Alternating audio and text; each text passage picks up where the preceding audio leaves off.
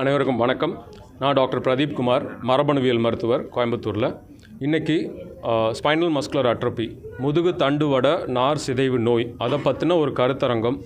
அப்புறம் doctors affect ஆன ஃபேமிலிஸோட அந்த குழந்தைங்களுக்கு சில அவேர்னஸ், அதாவது விழிப்புணர்வை ஏற்படுத்துகிற விதமாக இந்த கருத்தரங்கத்தை அரேஞ்ச் பண்ணியிருக்கோம்.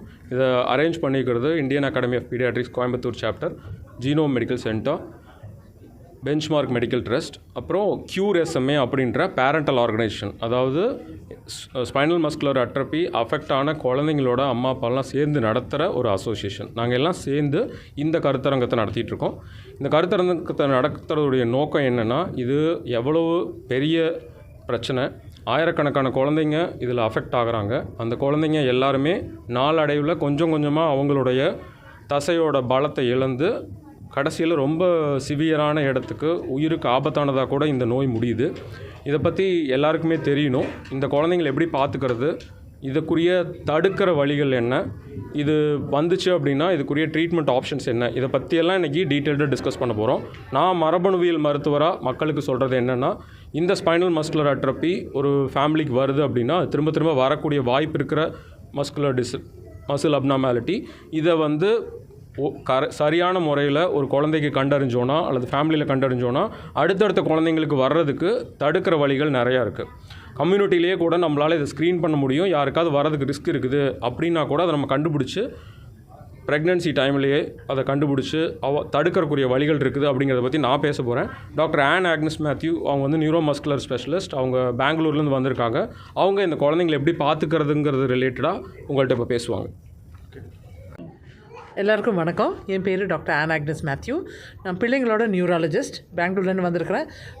கோயம்புத்தூர் இங்கே வெல்கம், இங்கே இன்வைட் பண்ணுறதுக்கு எல்லாருக்கும் thanks. Doctor Pradeep and team thanks. Spinal muscular அட்ரோஃபின்னு சொன்ன இந்த நோய் நிறைய பேருக்கு இது அவ்வளோ ரேரான நோய், ரேர் டிசீஸ் தான். ஆனால் ரேர் டிசீஸஸ்லேயே அவ்வளோ ரேரானது இல்லை. இதில் நிறைய டிஃப்ரெண்ட் டைப்ஸ் இருக்குது. டைப் 1லேருந்து டைப் 4 வரையும்.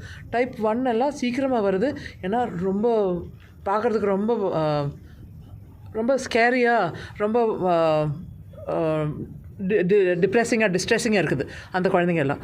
ஆனால் டைப் 2 அது கொஞ்சம் கூட நிறைய ஆஃப் அண்ட் கோல்டு வர்றது, காஃப் வர்றது, இரும்பல் வந்தால் சளி போகாது இருக்கிறது, திருப்பி ஹாஸ்பிட்டல் அட்மிட் ஆகிறது.